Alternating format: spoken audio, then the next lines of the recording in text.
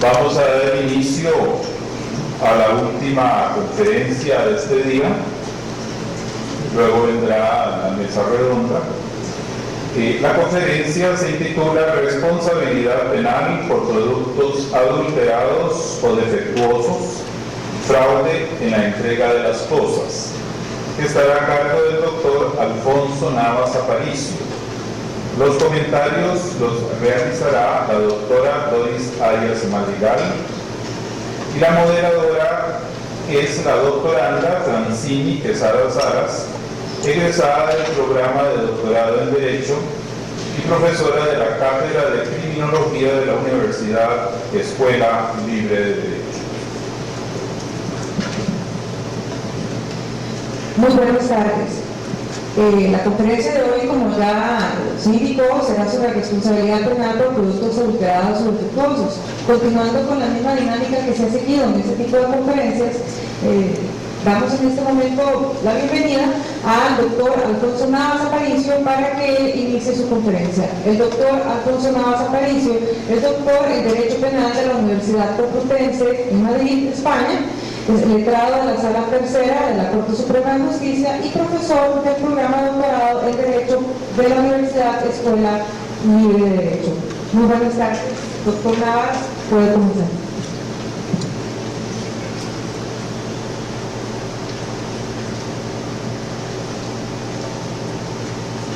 Buenas tardes, tengan todos ustedes. En primer lugar, quería agradecer a las autoridades académicas de la Universidad Escuela Libre de Derecho por permitirme compartir algunas ideas con ustedes en honor,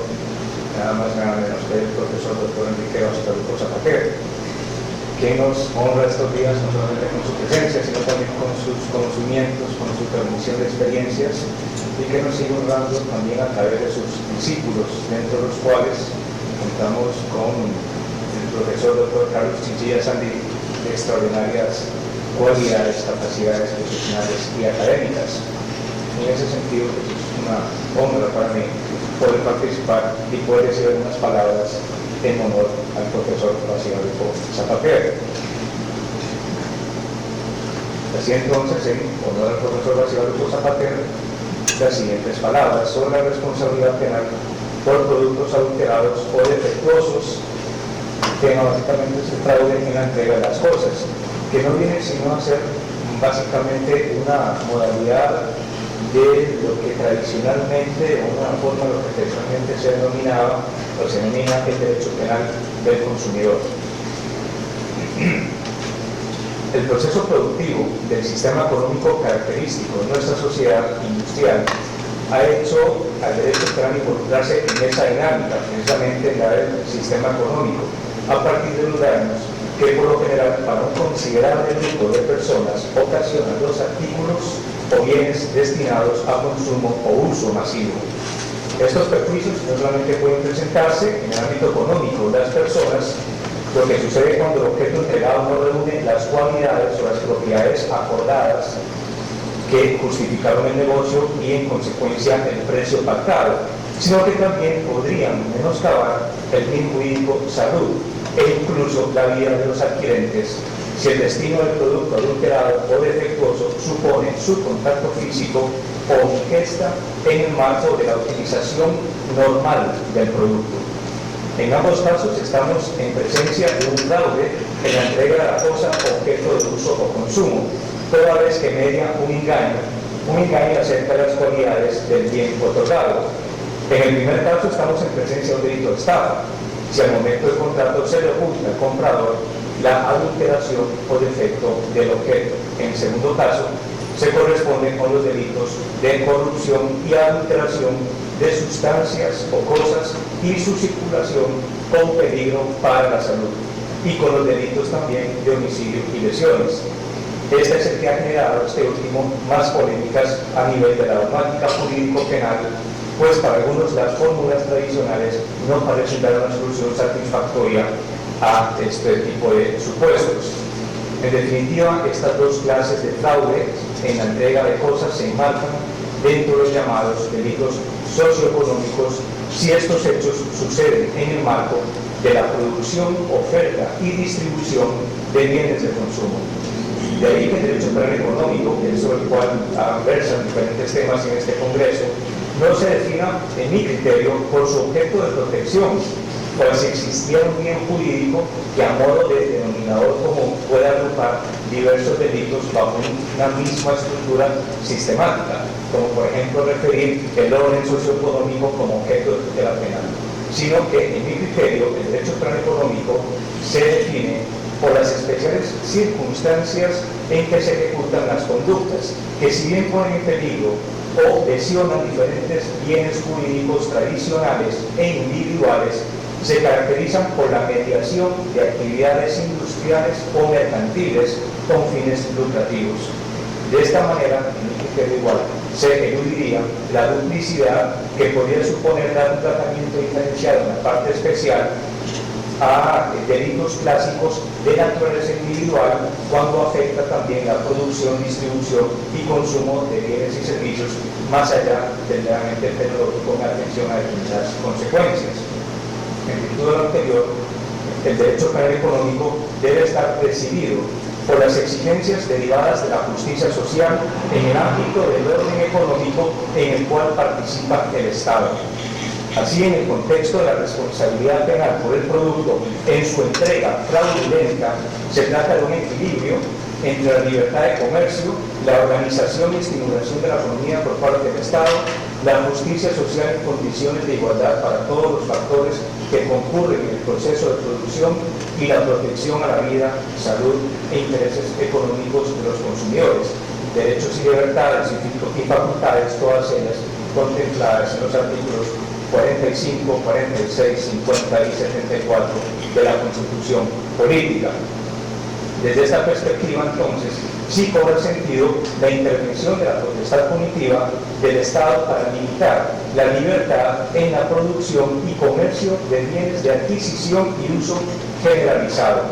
en defensa de los consumidores. Sí cobra sentido hablar de un derecho penal económico a través del cual el Estado planifique, aunque no de modo absoluto, el sistema económico con el objetivo de proteger los bienes jurídicos de naturaleza individual que participan en el sistema, ya dicho, de producción, oferta, demanda y distribución de productos y riquezas. Ahora bien, aquí trataré el segundo grupo de supuestos, aquellos en los cuales el producto que llega al consumidor mediante un engaño en sus propiedades afecta a la salud o la vida como consecuencia de su adulteración o defecto. Debe partirse que el derecho a la salud y a los intereses económicos en particular, el consumidor está expresamente reconocido a nivel constitucional y legal, conforme al artículo 46 de la Constitución Política, también conforme a los artículos 1 y 2 de la Ley General de Salud, que incluso define la salud pública como un bien de interés público, y en especial la Ley de Promoción de la Competencia y Defensa Efectiva del Consumidor, cuyo artículo 1 señala: el objetivo de la presente ley es proteger efectivamente los derechos e intereses legítimos del consumidor, incluso ofreciendo una interpretación auténtica de lo que se entiende por consumidor, toda persona física que como destinatario final adquiere, disfruta o utiliza los bienes. Incluso su artículo 33 obliga al Estado a velar porque los bienes y servicios que se vendan y se presten en el mercado cumplan con las normas de salud, seguridad y estándares de calidad. Hasta aquí entonces se puede afirmar, sin temor a equivocarse, que el derecho a la salud del consumidor es un bien digno de protección jurídica conforme a las obligaciones de respetar y garantizar los derechos humanos que el Estado asume no solamente ante la comunidad internacional, sino también ante la misma persona humana, según los artículos 1 y 2, tanto de la Declaración o Convención Americana sobre Derechos Humanos como del Pacto Internacional de Derechos Civiles y Políticos. Entonces, si el derecho a la salud y a la vida en general se tutelan a través de la amenaza penal prevista en los tipos de homicidio y lesiones, en particular el derecho a la salud y la vida del consumidor en tanto persona, por coherencia lógico y sistemática y conforme a la política social estatal, también debe ser objeto de protección penal de los ataques de mayor gravedad, resuelto en sí, un sí condicional del derecho penal, esto es, si la reacción penal es la adecuada, siendo respuesta afirmativa, debe resolverse en cómo, esto es, de qué manera o cuál técnica de tipificación es la apropiada según los principios de una política en materia criminal de orden constitucional conforme o coherente con un modelo de Estado social y democrático de derecho. La conveniencia de una regulación determinada vendrá en primer lugar dada por la naturaleza y contenido del bien jurídico. Suele haber consenso en identificar la salud pública como el objeto de protección. De hecho, el Código Penal de Costa Rica, a partir de su artículo 261, utiliza la denominación delitos contra la salud pública, dentro de los cuales trae algunos supuestos que generan responsabilidad por los peligros o daños que el producto adulterado o defectuoso ocasiona al consumidor, visualizado como grupo o colectivo social, nota característica de nuestra sociedad de consumo. Sin embargo, el consenso se torna más difícil cuando se trata de su calificación como bien jurídico, colectivo o individual. Cabe recordar un poco de historia, cabe recordar que junto a los bienes jurídicos colectivos de corte tradicional, como la fe pública, la seguridad del Estado o la administración de justicia, por poner solo algunos ejemplos, surgieron luego como consecuencia del carácter social e intervencionista del Estado nuevos bienes jurídicos de carácter colectivo y empezamos a hablar de medio ambiente, orden socioeconómico, hacienda pública, por citar también solo unos cuantos ejemplos. Las críticas que ha suscitado la índole difusa de algunos de estos bienes jurídicos no se hicieron esperar, al tiempo que se intentaron minimizar, sosteniendo que la supraindividualidad de estos bienes jurídicos relacionados con el funcionamiento del sistema social no ha de entenderse como una categoría que está por encima o más allá de la persona humana, sino que están en función de esta, en tanto por medio de aquellos bienes jurídicos que se denominan tradicionalmente colectivos, por medio de aquellos se atienden materialmente las necesidades de todos y cada uno de los seres humanos. Por ello no es inconveniente en mantener la expresión de bien jurídico colectivo en función de intereses singulares e individuales, lo que supone una perspectiva en un criterio más favorable y más personalista del bien jurídico. Básicamente, en lo que interesa a efectos de esta exposición, el Código Penal de Costa Rica prevé 4 tipos penales dirigidos de modo expreso a regular la denominada responsabilidad por productos defectuosos o adulterados. En primer lugar, el artículo 261, que describe como supuesto de hecho el envenenamiento, la contaminación o adulteración, y dice el Código, de modo peligroso para la salud de aguas o sustancias alimenticias o medicinales destinadas al uso público o de una colectividad y como consecuencia jurídica la prisión de 3 a 10 años. A su vez, dicho precepto en su párrafo segundo prevé un delito cualificado por el resultado si ese peligro se traduce en la muerte de una persona con una pena imponible de prisión de 8 a 18 años. En segundo lugar, el artículo 262 prevé la pena de prisión de 1 a 5 años para las mismas conductas típicas que, igualmente de modo peligroso para la salud, adquieren otras sustancias o cosas destinadas al uso público o de una colectividad diversas a las indicadas en la disposición anterior. Hasta aquí esta regulación únicamente reprime comportamientos propios de la fase de producción del bien objeto de consumo o uso. En tercer lugar, las fases sucesivas a la producción del bien adulterado o defectuoso se sancionan con penas de prisión similares en el artículo 263 del Código Penal, mediante los verbos típicos vender, poner en venta, entregar o distribuir, igualmente los objetos peligrosos para la salud. Y por último, el artículo 265 prevé la responsabilidad a título de imprudencia con una sanción de 30 a 100 días multa, únicamente si resulta una enfermedad o muerte del consumidor. De ello deriva que la modalidad dolosa se satisface con la puesta en peligro de la salud, mientras que la modalidad imprudente exige la producción de un resultado lesivo específico sobre la salud o la vida del consumidor, de la persona, coherente con la técnica de tipificación de conductas negligentes a partir de los resultados lesivos. Ahora bien, si la salud pública fuera vista como un bien jurídico colectivo autónomo,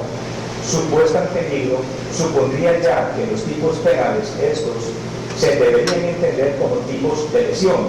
en el sentido de que lesionan las condiciones objetivas de seguridad en materia de salud de la población.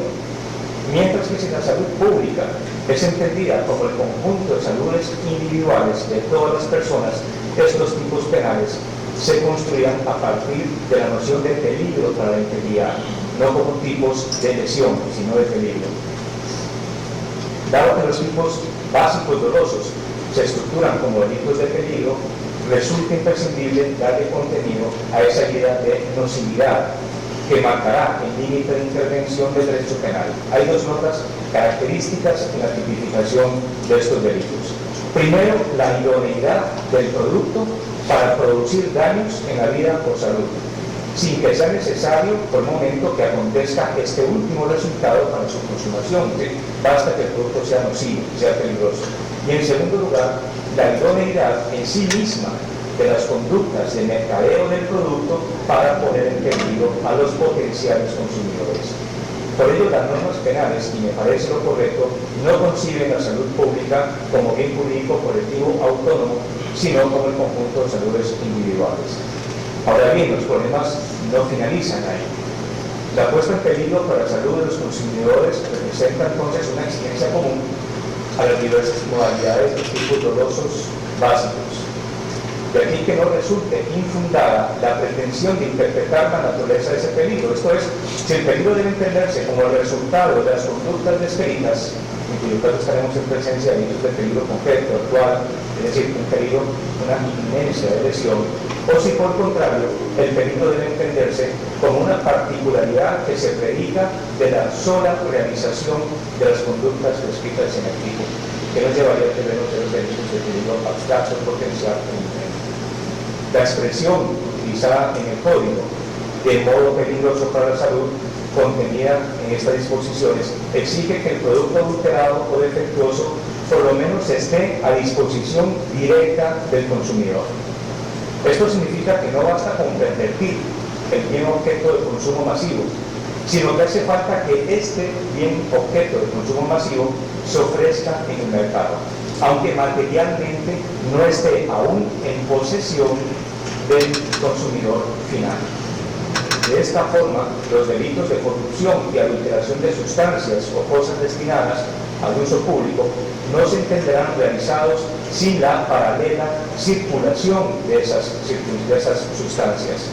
Desde el momento en que entre la oferta y la demanda material del producto no resulta necesaria ninguna conducta intermedia relevante para el derecho penal que impida considerar que ex ante existe un grave y objetivo peligro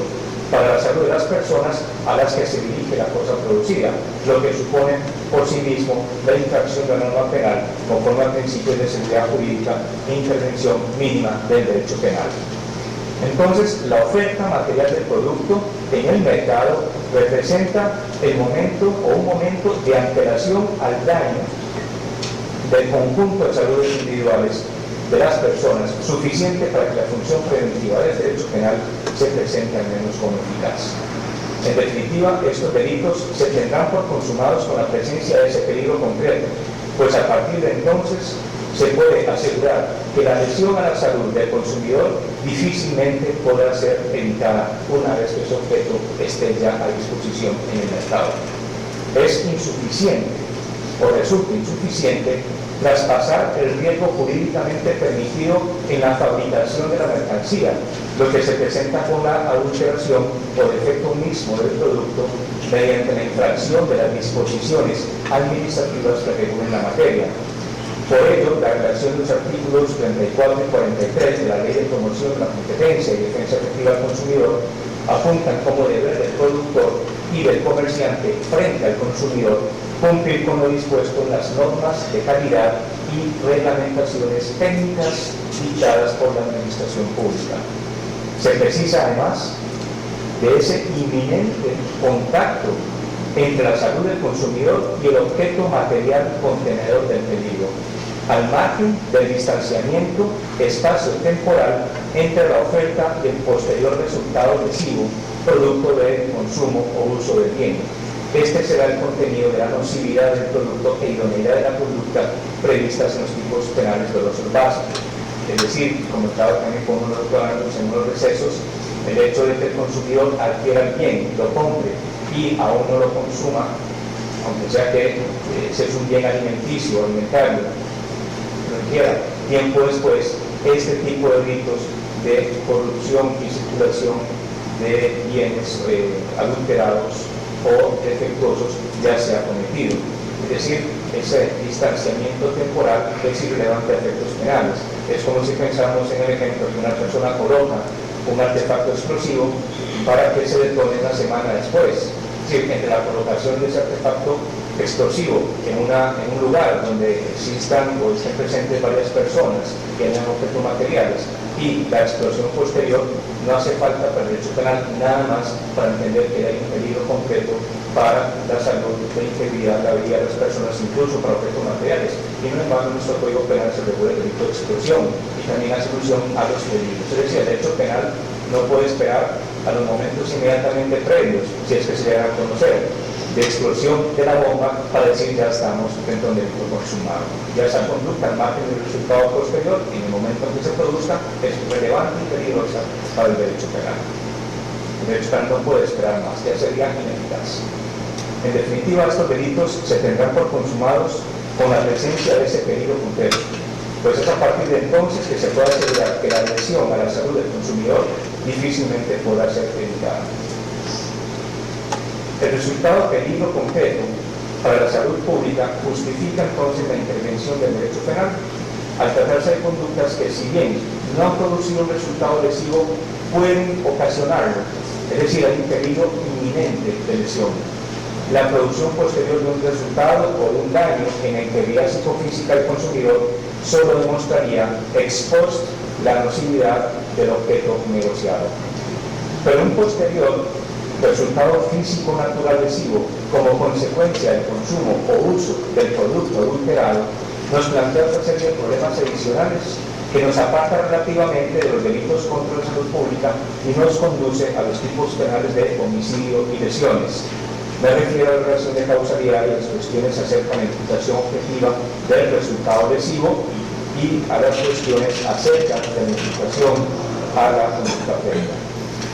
El párrafo segundo del artículo 261 decía que prevé de forma innecesaria un tipo cualificado por el resultado. No solo porque hoy ya no se justifica la existencia de esta clase de previsiones legales ancladas en principios versalistas, sino porque los delitos de homicidio y lesiones permiten abordar perfectamente estos supuestos. Por otro lado,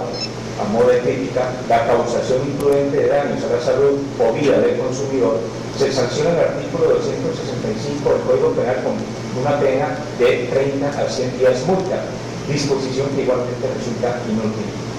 Y además contradice desde el punto de vista evaluativo al artículo 117 del Código Penal, que prevé la pena de 6 meses a 8 años de prisión al que por culpa matare a otro, y al artículo 128 del mismo texto, que prevé al que por culpa causare a otro lesiones, con una pena de hasta 100 días multa.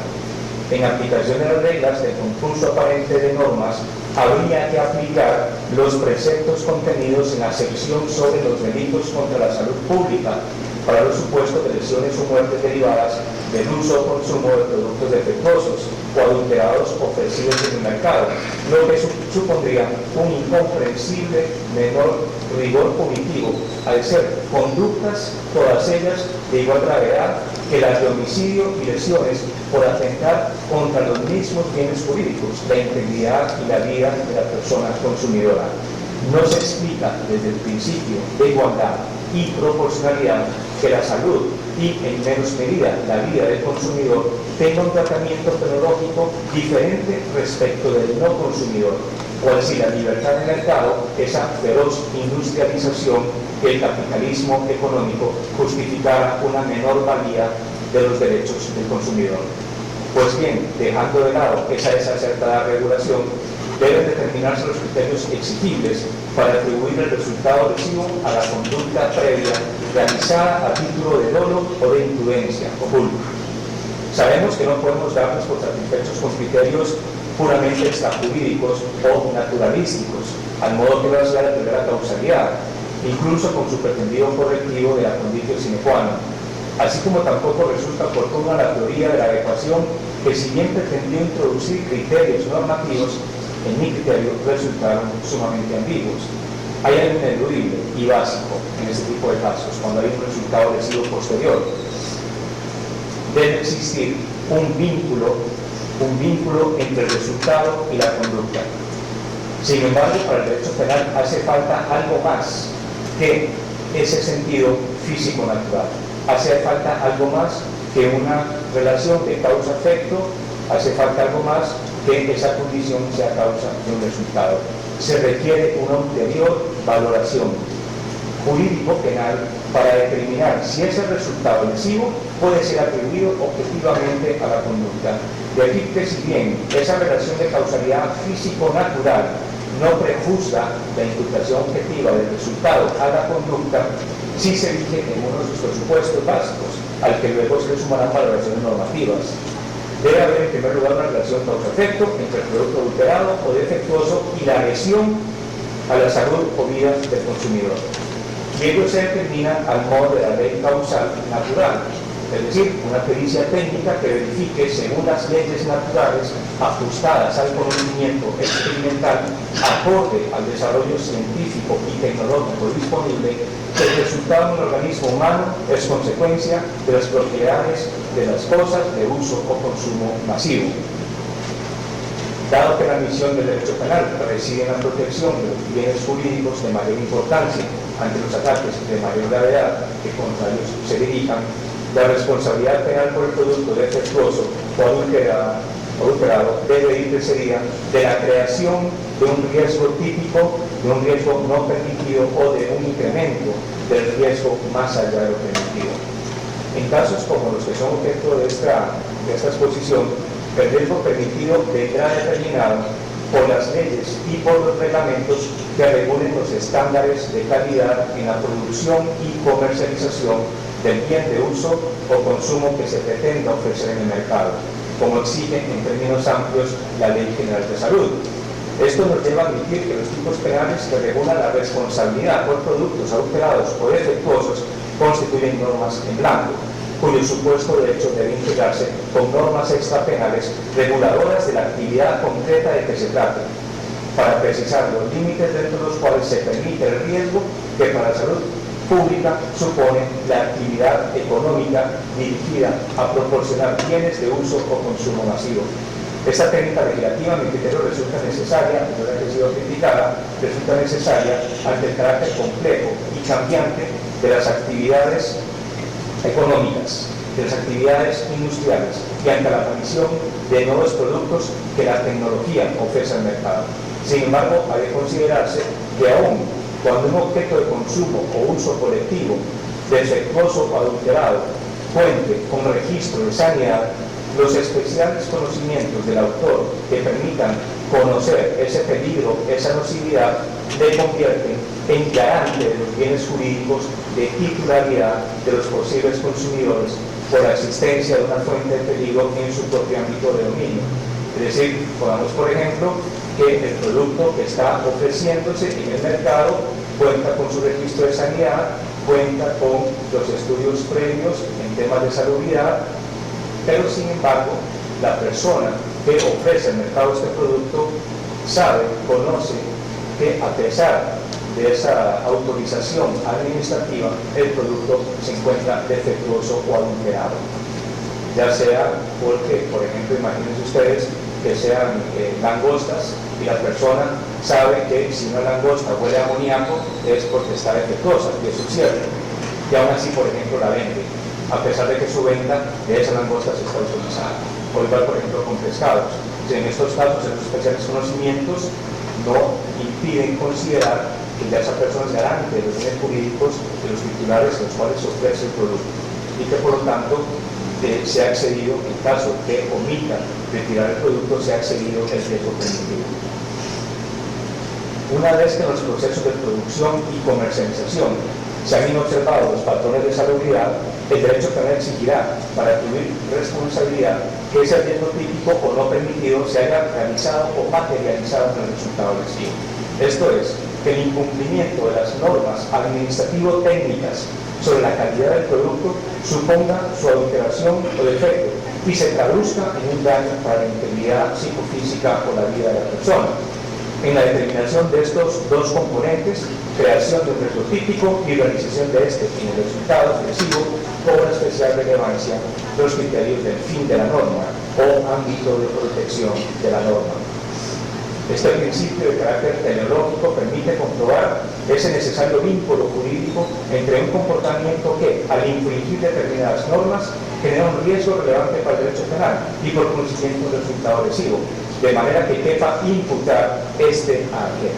La utilidad de este principio, en definitiva, consiste en demostrar que el resultado lesivo para el bien jurídico es precisamente uno de los resultados que la norma jurídica en concreto infringida pretendía evitar en aras de la protección de la salud y vida de los consumidores y usuarios. Es decir, que si, aunque exista desde el punto de vista físico-natural un vínculo, una relación causa-efecto entre el producto adulterado y el daño en la salud o vida de los consumidores, si ese específico resultado no está dentro del ámbito de protección o de evitación de la norma, por mucho que haya un resultado lesivo, y esto con respecto al principio de legalidad, no puede imputarse desde el punto de vista jurídico penal ese resultado jurídicamente, normativamente, a la conducta previa. Ello exigirá interpretar diversas normas penales y extrapenales con el propósito de verificar si el peligro típico que se ha materializado, decía, en el resultado lesivo está incluido dentro del fin de prevención de las normas específicamente transgredidas. Sin embargo, mayores problemas presentan los cursos causales no verificables científicamente. En ocasiones se ha mantenido que resulta suficiente una relación estadística entre el producto y la lesión material y la exclusión, en el caso concreto, de cualquier otro factor como posible causante del daño. Es decir, que si en un caso concreto no podemos determinar científicamente que esas específicas cualidades del objeto que se están acreditadas son las causantes del daño, porque a su vez pueden existir otros factores causales diversos que igualmente podrían ocasionar el mismo resultado, habría que analizar en el caso concreto si esos otros cursos causales, esos otros factores, se pueden excluir del caso concreto, de tal forma que si se excluyen otras posibilidades, está claro que el producto concreto, aunque científicamente no se pueda demostrar, y es esta posición, ha sido la causante, o se puede atribuir el resultado lesivo. Es cierto, como afirman algunos, de quienes también adhieren, que las ciencias naturales no siempre nos ofrecen una certeza absoluta en el proceso penal. Y es aquí donde no debe sacrificarse en mi criterio el principio del beneficio de la duda para la persona imputada. Por otro lado, surgen cuestiones que deben responderse acerca de la intervención en el delito. Dado que la gran mayoría de sucesos por defectos adulterados o defectuosos son patrocinados por personas jurídicas, se torna necesario replantear el viejo axioma societas del interés non potest. Pues el derecho penal no debe renunciar a la tutela de los bienes jurídicos de mayor importancia bajo la arcaica visión de que el concepto de acción del derecho penal solo se vincula con las conductas humanas voluntarias. La gravedad de los hechos realizados por empresas suelen ser similares y en ocasiones de mayor envergadura y seriedad que los producidos por seres humanos. En consecuencia, el mismo principio de exclusiva protección de bienes jurídicos se presenta como una exigencia, junto con otros criterios adicionales, para responsabilizar penalmente a las personas jurídicas. Es decir, que el derecho penal pretende proteger bienes jurídicos de determinado tipo de ataques, y esos ataques los comete una persona física, está claro, en el derecho penal. Pero si esos mismos ataques, con la misma naturaleza, con la misma gravedad, los realiza una persona jurídica, ¿por qué el derecho se va a abstener a renunciar a la protección o tutela de sus bienes jurídicos? Y, aunque hoy en la mañana se tocaba el tema de la responsabilidad penal de las personas jurídicas, tengamos en cuenta lo siguiente: nuestro Código Penal, que ya tiene sus 37 años, tiene una cláusula al final de la regulación de los delitos de usura, expropiación de incapaces y agiotaje de responsabilidad penal de las personas jurídicas. De hecho, nuestro Código Penal desde hace 37 años está diciendo que si los delitos de usura, explotación de incapaces y arbitraje, y lo dice así, si esos delitos son responsables las personas jurídicas, el juez impondrá una medida de seguridad consistente en su clausura en un determinado tiempo. Y el Código Penal dice personas jurídicas responsables de delitos. Hace 37 años lo venimos diciendo en ese tipo de supuestos, es decir, la ley no es novedosa. Otra cosa es que nuestro proceso penal esté diseñado para juzgar personas físicas, no personas jurídicas. Pero también la responsabilidad penal de las personas jurídicas, nosotros observamos ese precepto de hace 37 años que está ahí vigente, aunque no se aplique, porque no hay forma de llevarlo a la práctica, porque no hay un proceso penal diseñado para personas jurídicas, pero no va vigente. Pero también la ley forestal contempla un precepto en el cual permite al juez imponer la inhabilitación al juez penal y la inhabilitación a personas jurídicas. E incluso, más novedosa, la ley sobre estupefacientes y sustancias psicotrópicas contiene unos preceptos en los cuales también autoriza al juez penal imponer penas accesorias. Y ya sea que como el Código Penal le llamen medidas de seguridad, o la ley de psicotrópicos le llamen pena accesoria, o la ley forestal le llamen inhabilitación, consecuencias jurídicas previstas para el comportamiento de personas jurídicas, lo cierto es que no está hablando de consecuencias accesorias de naturaleza civil, está hablando de consecuencias penales. Y en este sentido, yo creo que ya es importante hacer ver que nuestro legislador desde hace 37 años viene pensando en esa idea. Tal vez no pensó en aquel momento, o pensó que el Código de Procedimientos Penales que existía en aquel entonces no representaba ningún obstáculo para que un juez en sentencia pusiera una medida de seguridad a la persona jurídica. Hoy en día sabemos que eso no sería posible porque viene en principio del debido proceso. Pero la idea existe en nuestra normativa vigente. Otra cosa es que tal vez no la estemos aplicando, pero existe, está prevista. Por lo tanto, hay que perder ese temor. Y estas medidas de seguridad, en mi criterio, vendrían fundamentadas no por una peligrosidad de la persona jurídica, sino por su responsabilidad subjetiva. Las medidas de seguridad, que son las que solemos hablar cuando hablamos de inimputables, sí se fundamentan en la peligrosidad, porque el imputable no se le puede responsabilizar subjetivamente. Es incapaz de culpabilidad en un sistema culpabilista, o, como yo creo, son incapaces de actuar antijurídicamente.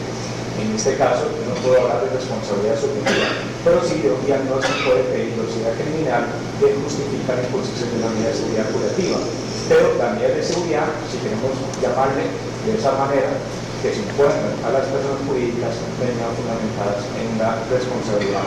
subjetiva. Otro tema. Asimismo, los directivos de las empresas también deben responder a título personal, ya sea como autores inmediatos, si los ejecutores de las decisiones de aquellos, tratándose de complejas estructuras empresariales, desconocen la nocividad del producto. Pero si estos últimos, es decir, los ejecutores de las decisiones, conocen la nocividad, responderían como autores directos en el criterio, mientras que sus superiores en jerarquía que han tomado la previa decisión de fabricar el producto como inductores. Quien únicamente se limita a distribuirlos y venderlos, conociendo la nocividad del producto, asume una posición de garante ante la integridad del destinatario final del cliente, con base en el deber de control de fuentes de peligro en el propio ámbito de dominio, cuya omisión de retirar el producto del mercado, teniendo la capacidad y posibilidad de hacerlo, es suficiente para entender infringida la prohibición de matar o lesionar, y estaríamos en presencia del delito de homicidio o lesiones en comisión por omisión, en caso que el resultado se produzca. Por último, y para concluir, aspectos víctimo-dogmáticos. Y es algo que nos sucede en nuestra realidad. Cuando, por ejemplo, si viajamos por una zona rural, no nos para una carretera para comprar algún producto alimentario, queso, leche, de personas que la elaboran en sus casas, las venden en el camino, no poseen registro de sanidad en absoluto, porque ellos mismos la fabrican para sostener su familia. ¿Qué pasa en esos casos cuando la persona, nosotros, sabiendo y conociendo que no tiene registro y por lo tanto que puede ser nocivo para nuestra salud, adquirimos el producto? Y resulta que luego nos intoxicamos con el queso, delicioso queso que compramos en nuestra zona rural. Pues bien, ¿qué sucede cuando es el consumidor o usuario el que se coloca a sí mismo en una situación de peligro al adquirir voluntariamente un producto cuyo potencial nocivo conoce y como consecuencia de su uso o consumo sobreviene un daño a su integridad? Conoce o puede conocer en esas circunstancias concretas. Es decir, yo creo que si lo compramos en la carretera del queso, sabemos perfectamente que no lo estamos comprando en un supermercado. Como recuerda Albert Turing Oliver, lo cierto es que entre el ánimo de lucro que mueve a la economía y el incremento consumista se crea el caldo de cultivo perfecto para que se relajen las medidas de seguridad y aparezcan los riesgos. Cierro comillas. En estos supuestos, creo debe operar el consentimiento del titular del bien jurídico, como una manifestación del ejercicio de su libertad, con la consecuente ausencia de lesividad para el derecho penal, de la conducta, al margen del daño material corporal. Por ello no considero que el fundamento de esa irrelevancia penal resida en la delegación que el Estado hace de su deber de proteger bienes jurídicos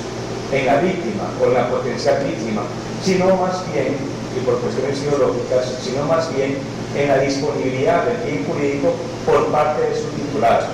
de manera que ideológicamente, lo que para mí es bastante importante, se realce la idea de la libertad de la persona en la toma de decisiones que no afecten a terceros, aun cuando en esa decisión se haya ponderado el riesgo que el producto entraña para su salud al no contar con el debido registro sanitario o encontrarse en condiciones que permiten verificar su peligrosidad, como por ejemplo el paso del tiempo más allá de la fecha de caducidad sin que el producto se haya impedido. Por ejemplo, los medicamentos que están caducados son así los impedidos. Estas serían las ideas básicamente que quería transmitirles. Muchísimas gracias.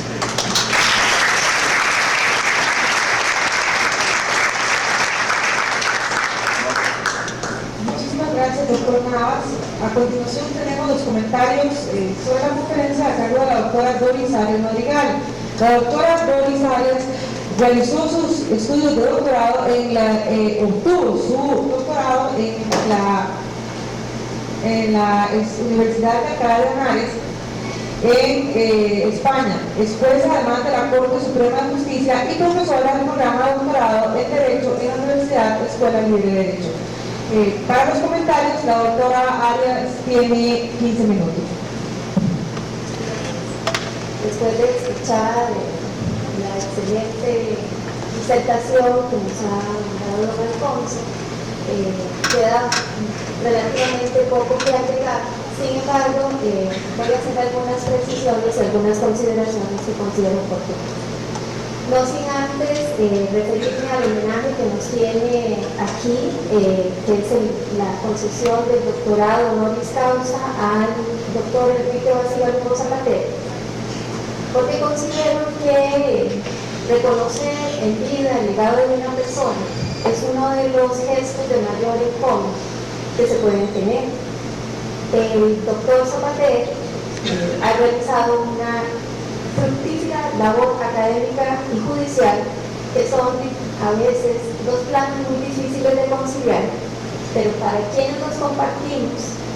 significan la plenitud de nuestras aspiraciones e ideales para una vida mejor y para,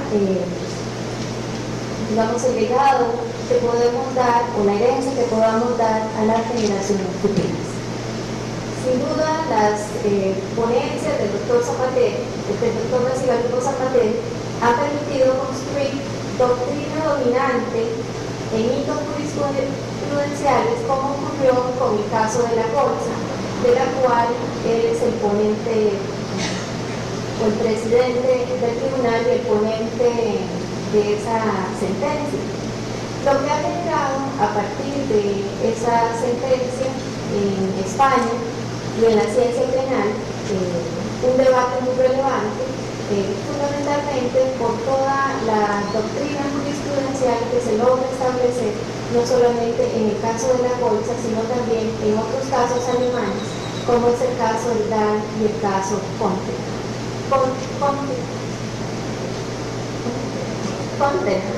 Sí. Independientemente de nuestra coincidencia o discrepancia en algunas de las tesis planteadas a raíz raíz de la responsabilidad por un producto y sobre la función del derecho penal con el doctor Zapatero, considero que solo cuando las ideas se discuten existe el desarrollo y se puede evolucionar. Mis felicitaciones entonces para la persona que ha demostrado que alcanzar las metas es posible y que los obstáculos son tan solo retos. También para el juez y al académico, maestro de maestros, por este merecido reconocimiento. Quiero comenzar haciendo una introducción de lo que ha ocurrido en nuestra sociedad a través de la llegada de la globalización. El comercio, que ha sido el motor de grandes intercambios y descubrimientos, nunca como ahora con la globalización nos proporciona una intensificación de las relaciones económicas y comerciales. Entre ellas destaca también una nueva división internacional del trabajo, basada en la globalización de la producción, llevada a cabo por empresas ya no nacionales, sino transnacionales, que se caracterizan por la obtención de recursos alrededor del mundo y por sistemas de producción flexibles, organizados a través de grandes bloques comerciales. Además, se produce una distribución masiva de productos, elaborados generalmente por fabricantes anónimos, en grandes cadenas de almacenes, perdiéndose en el anonimato la cadena causal del proceso de producción, distribución y comercialización que realizan las empresas. En este amplio espectro de relaciones en que están involucradas las empresas y los consumidores, el derecho penal y la criminología han revelado que la empresa puede ser un centro susceptible de generar o de favorecer la práctica de hechos penalmente ilícitos y de repercusión disvaliosa en el tejido económico-social. Disertar entonces en este marco sobre la responsabilidad por productos cobra relevancia y vigencia frente al sistema económico actual, fruto de un permanente grado de profesionalización y colectivización de las actividades de la empresa.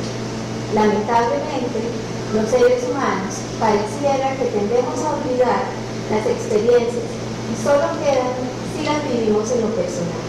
Con esto me refiero a que casos con tanta relevancia social y jurídica como el caso Contergan, el caso Erdal, el caso del aceite de colza, con 1 millar de personas muertas y más de 25.000 víctimas, o bien nuestros propios ejemplos, como el de los afectados por el Memagón, han quedado en el inconsciente social. Recientes informaciones de la prensa destacan que aproximadamente el 20% de nuestros vegetales frescos tienen residuos de plaguicidas. También se da cuenta de una reconocida marca de galletas que retiró de su mercado nacional productos que contenían grasas trans, pero autorizó la venta para América Latina y son las galletas que probablemente ponemos en la lonchera de nuestros hijos. También existe otro caso reciente que es la eliminación del permiso para utilizar un ingrediente del pan que se demostró que producía cáncer, pero por años el ingrediente fue consumido por todos y cada uno de nosotros. Y esta materia que fue retirada, que es el abrillantador del pan, era un producto que producía daños a la salud, que se había demostrado que efectivamente producía cáncer y que recientemente se ha retirado del país. Todos estos supuestos o constelaciones de casos constituyen solo una pequeña muestra de los supuestos derechos que abundan en nuestro medio, sin olvidar que en múltiples ocasiones, como país del tercer mundo, hemos recibido productos desechados o defectuosos que se comercian a precios más bajos y que son adquiridos precisamente por los grupos sociales más desposeídos. Me parece recordar, cuando realizaba en España los estudios doctorales, una discusión que se planteó por unos chocolates que fueron producidos con leche de vacas que no estuvieron o que estuvieron en contacto con la enfermedad denominada vacas locas o conocida como vacas locas. Esos chocolates se desviaron para América Latina y fueron consumidos por personas de estas latitudes. Estas particularidades, en mi opinión, deben mover a la ciencia penal costarricense a reflexionar sobre las implicaciones de esta criminalidad con consideraciones de ley de lata exferenda cuando las acciones delictivas son realizadas por una empresa pública o privada, formal o informal, y que tienden a potenciar el número de víctimas y a diluir el control sobre la responsabilidad por la conducta delictiva. La responsabilidad penal por el producto genera una amplia discusión en la que se aprecian fácilmente dos aristas. Por una parte, es perceptible el tratamiento asimétrico para los delitos patrimoniales por una selección desventajosa de la clientela penal. Y por otro lado, encontramos el abandono de principios jurídico-constitucionales irrenunciables, tales como el de responsabilidad individual, el de mínima intervención y el de última ratio. Enfrentarse a la tarea del establecimiento de la responsabilidad penal por productos es uno de los desafíos mayores para la legislación, la jurisprudencia y la ciencia penal. Y es que en esto quisiera hacer una precisión respecto de lo que nos habló el doctor Navas. Él ya introduce dentro de su exposición una discusión que se está dando en este momento a nivel internacional sobre dos aspectos fundamentales que tienen que ver con la responsabilidad penal por producto, y lo vamos a ver a continuación. Cuando tratamos la responsabilidad por producto, nos referimos a la responsabilidad de los productores o distribuidores de productos de consumo defectuosos o peligrosos respecto de las posibles lesiones y la puesta en peligro de bienes jurídicos esenciales de los consumidores, es decir, la vida, la integridad física y también, aunque solo parcialmente, el patrimonio. La responsabilidad penal por producto plantea cuestiones muy distintas, pero que permiten visualizar que los intereses económicos de una u otra forma permean todas las relaciones sociales. A partir del reconocimiento de la libertad de comercio, deben observarse las particularidades de la realización del hecho punible por una empresa o un grupo de personas organizadas por medio de la división del trabajo, pues la estructura organizativa de la empresa divide por lo general los órganos de decisión, que son los órganos de responsabilidad, de los órganos de ejecución, que son los órganos de acción, de forma tal que la responsabilidad penal tiende a dividirse. También tenemos que el reconocimiento de los derechos de las víctimas es relativamente nuevo, siendo que la protección penal de los intereses económicos de los consumidores apenas está siendo tutelada. Ustedes se preguntarán a estas alturas por qué la responsabilidad penal por producto merece un trato especial por parte de la ciencia penal, si en todo caso se trata de lesiones o puestas en peligro, dolosas o imprudentes o culposas, como lo conocemos en nuestro medio, de bienes jurídicos que ya están suficientemente tutelados. Ya tenemos el delito de homicidio, tenemos los delitos que nos refirió el doctor Navas, que de alguna u otra forma están en nuestro Código Penal. Sin embargo, ¿qué es lo que mueve a la doctrina a un tratamiento diferenciado, a un tratamiento particular? La primera de las razones, la primera respuesta a este cuestionamiento, debe buscarse en la empresa como una organización compleja y centro generador de nuevos riesgos, resultando difícil con las categorías de imputación tradicionales sentar responsabilidades penales. A diferencia de lo que sucedía años atrás, donde la comisión de delitos era en su mayoría unipersonal, es posible observar en este momento la estructuración en grupos u organizaciones sociales con sujetos colectivos cada vez más elaborados y amparados a una estructura orgánica. Entonces, con las estructuras tradicionales, difícilmente nosotros podamos tener un resultado condenatorio. Asimismo, debe observarse que la tecnología y la ciencia trabajan mano a mano con la empresa, proporcionándole herramientas necesarias para el desarrollo de nuevos productos. Algunos de ellos, por ejemplo, con modificaciones genéticas no suficientemente estudiadas o con efectos sobre la salud o la integridad física desconocidos, favoreciéndose por ello la creación de nuevos riesgos. Podemos agrupar en tres las principales razones que justifican un tratamiento unitario de la responsabilidad penal por producto. En primer lugar, la difícil determinación de quién es el autor del hecho, es decir, quién es la persona responsable de la infracción, en qué falló y cuál es su deber penal. En segundo lugar, las dificultades para la constatación de la relación causal. Y en tercer lugar, como tercera razón, se observan las dificultades para la imputación subjetiva y para la determinación de la culpabilidad. Ante todo esto, ha sido la jurisprudencia en casos como el caso alemán, como los casos alemanes, Erdal y Conterham, y el caso español del aceite de colza, que han sentado una serie de principios que vienen a rebajar o a relajar las estructuras de imputación a las que normalmente estamos acostumbrados. Los hitos de la jurisprudencia desarrollan una serie de criterios, cuadroctilina jurisprudencial, que involucran la causalidad, la imprudencia, la omisión, la comisión por omisión, la coautoría y la imputación subjetiva, llegando a afirmarse que la responsabilidad penal por el producto crea una dogmática propia, encontrando al menos 10 modificaciones o rebajas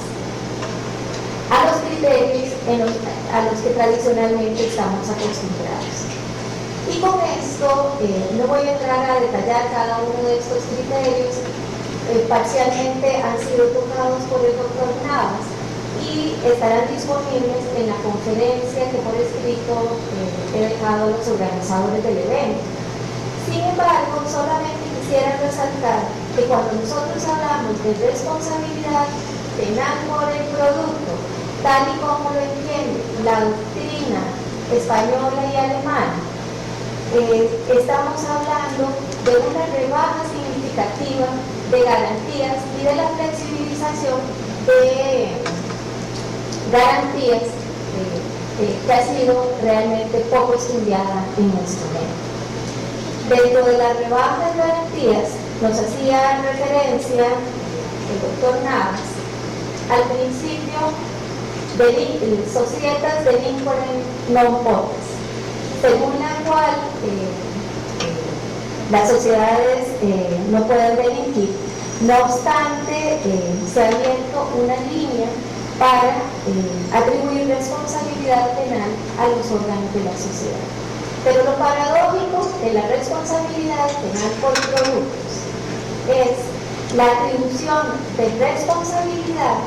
aún cuando las personas no hubiesen, digamos, las personas dentro del Consejo de Administración no hubiesen comparecido a la Junta o bien no hubieran votado o no hubieran realizado acciones suficientes para ordenar la retirada del producto. Y esto es uno de los aspectos más cuestionados de este cambio de criterio en cuanto a la actividad que están realizando las personas jurídicas. Por otra parte, se establece que debe retirar el producto del mercado, o sea, aquellos productos que son peligrosos para la salud, y el incumplimiento de este deber de retirar del mercado estos productos acarrea responsabilidad por las lesiones causadas y comisión por omisión. Y así sucesivamente vamos a encontrar al menos 10 casos, como les digo, donde se trastocan los criterios de imputación tradicionales. Desde el punto de vista crítico, son muchas las voces que se alzan contra la responsabilidad penal por producto. No en cuanto que sea un aspecto o la lesión a un bien jurídico y la necesidad de tutela de ese bien jurídico, sino precisamente ante la rebaja de garantías que se produce. Los criterios jurisprudenciales, en forma sintética, han abierto esta crítica, ya que tras ello se asoma el discurso de la ampliación de la responsabilidad penal frente a los nuevos riesgos, además de la flexibilización o rebaja de garantías jurídicos constitucionales, muchas veces precedida del reclamo popular de justicia. No es extraño entonces el recurso a la justificación preventivo general positiva por el que la pena evita las consecuencias negativas de la violación de la ley para la estabilidad del sistema y para la confianza en la vigencia del derecho. Los aspectos que mayor discusión han generado parten de la atribución de responsabilidad a las personas jurídicas, es decir, desde la tradicional responsabilidad individual se está pasando a la imputación jurídico-penal de las personas jurídicas, pero trastocando incluso los aspectos que rigen en el derecho civil, permitiéndose incluso ahora que acciones de la persona jurídica puedan imputarse como propias de los órganos, es decir, de los sujetos que no han actuado. La inexistencia de la prueba de la ley causal ha servido para que se viertan ríos de tinta, afirmando CUPE en forma moderada que se ha dado un paso audaz, aunque hay quienes no dudan en calificar la inexistencia de la ley causal como un sinsentido dogmático. Y es que no se puede dejar solamente a la constatación del juez o a la mera observación empírica la relación causal que debe existir entre la acción y el resultado. Y aunque a ustedes les parece extraño, si ustedes examinan el caso de la colza, se van a encontrar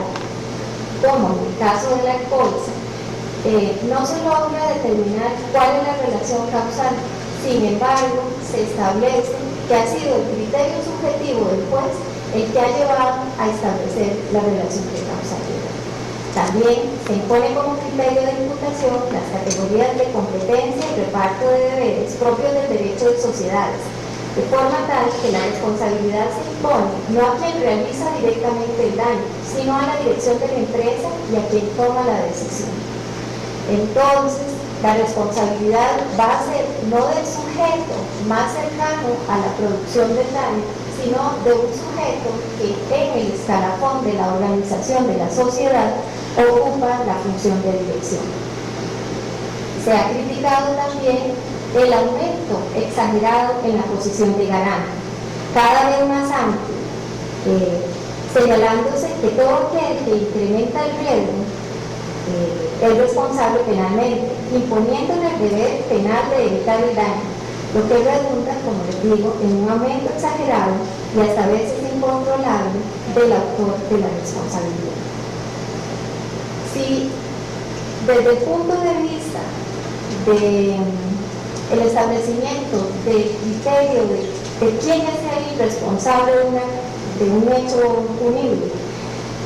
ha sido ampliado, también desde el punto de vista subjetivo, o el dolo y la culpa, también han sido ampliados. Se exige un conocimiento cada vez mayor que olvida o rebaja a un segundo plano el aspecto de la norma de valoración, que junto con la norma de determinación conforman la ley de ley.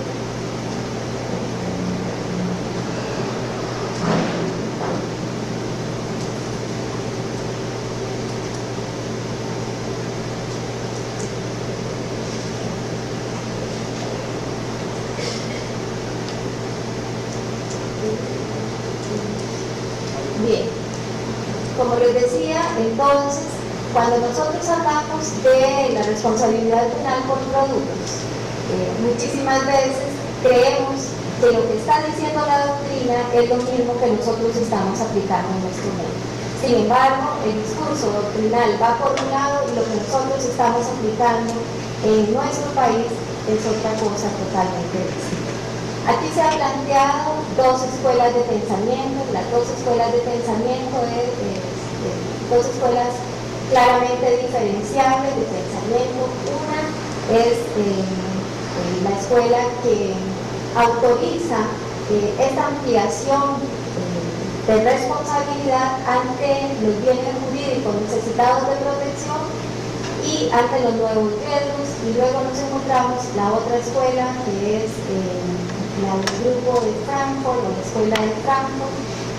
donde se habla de una concepción personalista del bien jurídico protegido. La discusión en Costa Rica es una discusión que todavía no ha empezado, apenas encontramos tres artículos claramente diferenciables, se citan aquí en el texto, donde se ha discutido algo sobre la responsabilidad penal por producto. He hablado sobre la necesidad de la discusión, el proyecto, y he hablado de propuestas de ley referenda. El proyecto de ley 11.871, que es el proyecto de reforma al Código Penal, contempla o introduce en forma novedosa la responsabilidad penal por producto, con dos propuestas concretas. En primer lugar, una de las propuestas va en el sentido de los daños y perjuicios. Se establece en el artículo 113 del proyecto una responsabilidad solidaria para el pago de los daños y perjuicios para las personas físicas o jurídicas que fabriquen, importen o comercialicen productos, artículos nuevos, etc. Es una referencia directa sobre la responsabilidad penal por producto. Y la otra forma de tutela de la responsabilidad penal por producto es implícita en la regulación de los delitos contra la salud, en la que se crean 6 tipos penales, tales como la circulación de alimentos y medicamentos peligrosos, la importación de alimentos y sustancias no autorizadas, la administración peligrosa de sustancias, la importación o comercio de medicamentos experimentales, y se repite también algo que ya tenemos, que es el fraude en entrega de las cosas. Pese a la discusión legislativa, la comunidad jurídica ha mostrado poco interés en discutir los alcances de las propuestas contenidas en el proyecto y, lo que es peor aún, si los bienes jurídicos se encuentran suficientemente tutelados con esas propuestas, a la vez que no se ha realizado la reflexión mayor sobre la posibilidad de flexibilización de las normas de imputación.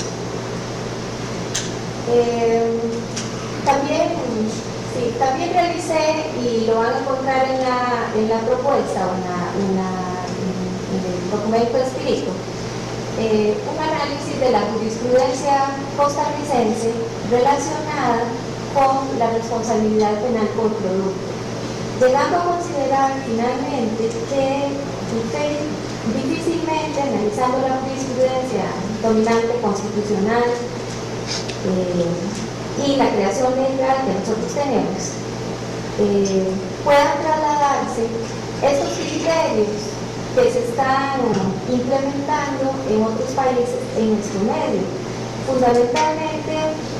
porque nosotros tenemos muy arraigado, o nuestro medio está muy arraigado, una base republicana, democrática, y que se proyecta en una serie de principios jurídicos penales elevados a nivel constitucional. Con lo cual, estas ideas difícilmente podríamos trasladarlas sin que mutatis mutandis hagamos una adecuación a nuestro reglamento.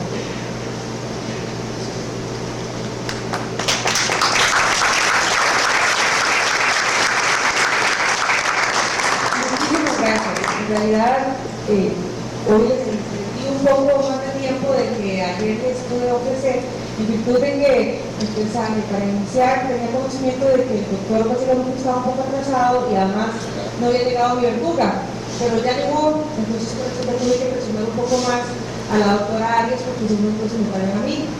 En virtud de esas circunstancias, le pido disculpas a los por haberlos presionado por el tiempo, solo que traté de lo posible de que pudieran tratar de dar todas sus ideas. A partir de ese momento tenemos media hora para efectos de lo que es la sesión de preguntas, las que pueden entregar a los edecanes, como las que ya inicialmente han sido distribuidas entre los dos panelistas. Iniciamos entonces con contestando preguntas por parte del doctor Navas Pérez. Muchas gracias. Preguntan si existe responsabilidad penal solidaria por parte de la Casa Matriz cuando esta no se encuentra en el país, entonces se fabrica aquí. Bueno, la responsabilidad penal de la Casa Matriz todavía no la tenemos prevista, la responsabilidad penal en el ordenamiento jurídico costarricense, que son los intentos que hay. Pero, el hecho de que el producto se fabrique aquí ya está en circulación y tenemos responsabilidad penal, al menos por hoy, para las personas físicas.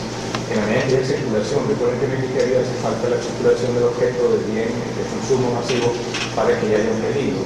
Pero esto también, incluso aprovecho la ocasión cuando llevo a otra reflexión, una pregunta muy interesante. ¿Qué sucede, por ejemplo, cuando el objeto se compra a través de Internet? Cuando con juguetes, compramos a través de Internet un objeto de uso masivo de consumo y nos llega por correo y cuando lo consumimos o lo usamos resulta que terminamos con algún tipo de lesión en nuestro organismo. Claro, ¿qué responsabilizamos? Aquí, ciertamente, si las personas, incluso físicas, se encuentran fuera del país, partiendo de que la compra se hizo en el extranjero, a una entidad extranjera, no nacional. En caso de que sea una entidad extranjera, tendríamos que acudir a estas normas, sobre todo al artículo 5 del Código Penal, que habla sobre la extraterritorialidad en la aplicación a la ley penal. Es decir, cuando la ley penal se aplica a hechos que, si bien se cometen en el extranjero, producen efectos en el territorio nacional o producen o dañan derechos de los costarricenses, con base en el principio de nacionalidad. Pero claro, ya ello nos lleva a que, si bien se le puede aplicar la ley penal en Costa Rica para ese hecho que se cometió fuera, tenemos que tener a la persona física en nuestro país, y eso ya nos lleva al tema de la extradición, pero es viable. Por otro lado, preguntan que por qué estas prácticas o estos delitos casi no llegan a ser penal. Realmente yo creo, y lo digo hasta por experiencia propia, a veces el hecho que nos intoxiquemos con un producto que compramos,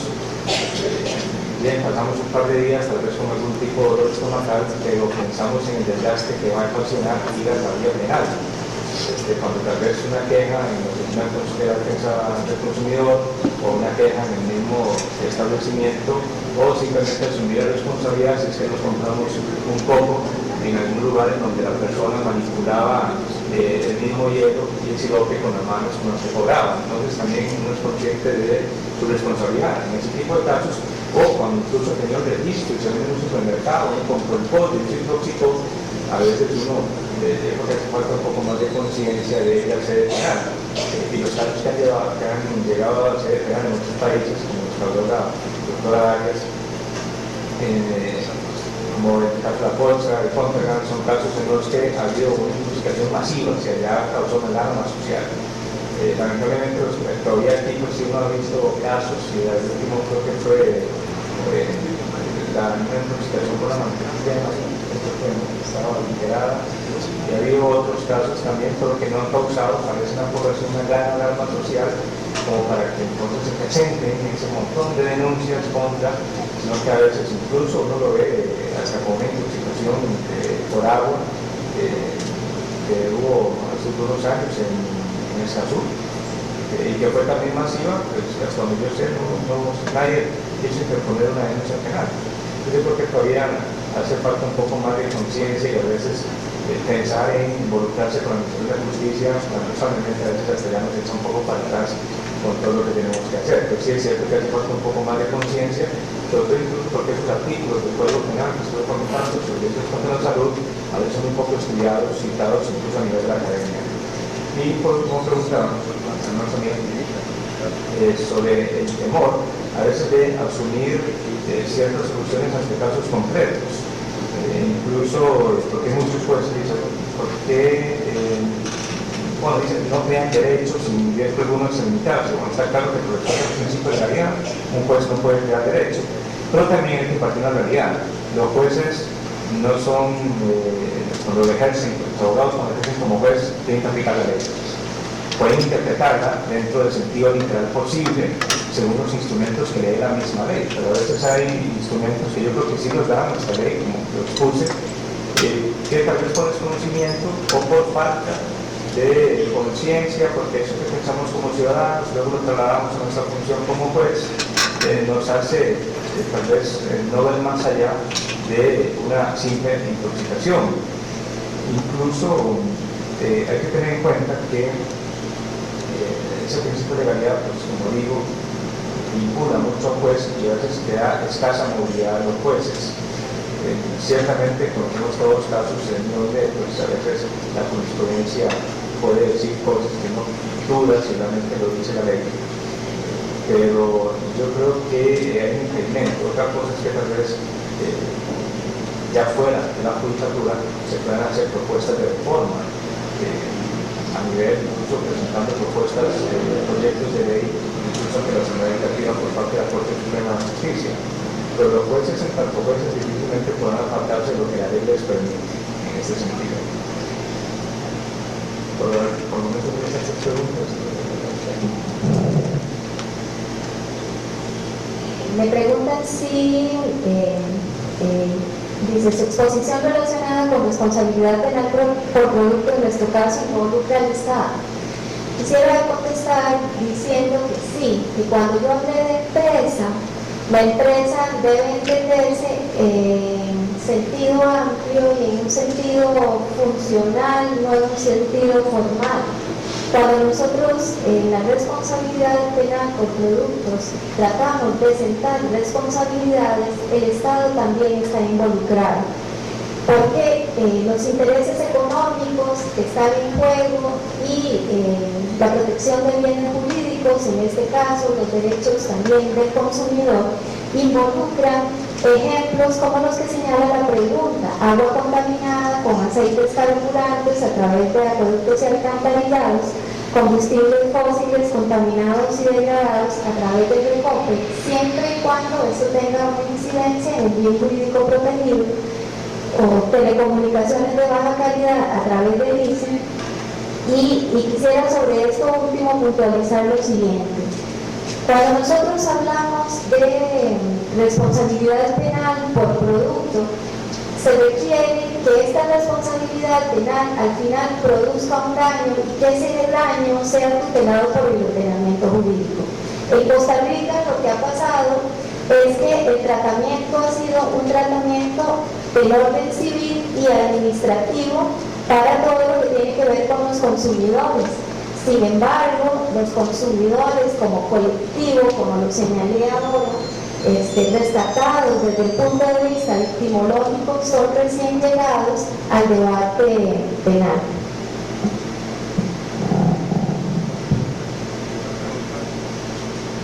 ¿Considera usted que la teoría de la investigación objetiva permite resolver de manera más correcta los asuntos de responsabilidad penal por productos contaminados, filtrados y defectuosos?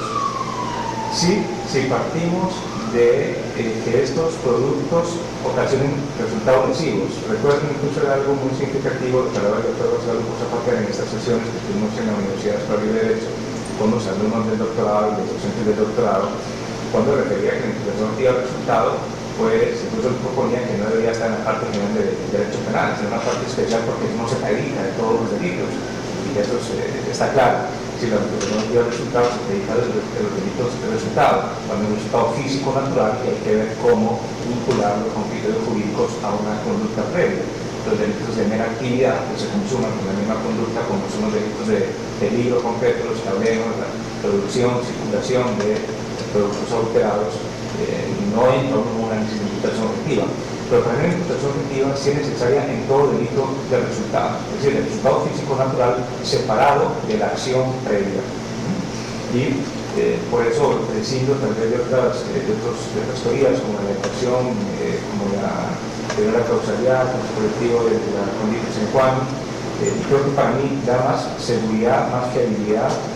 más respetuosa de la legalidad, más respetuosa de los criterios teleológicos de la norma. Recordemos que la interpretación teleológica es fundamental, incluso según establece el Código Civil, en su artículo el 10 en relación con el 14, porque sabemos que el Código Civil se norma supletoria lo penal, de la pena en aquello que no le contradiga y no regule. Es un artículo 10, es un artículo 14,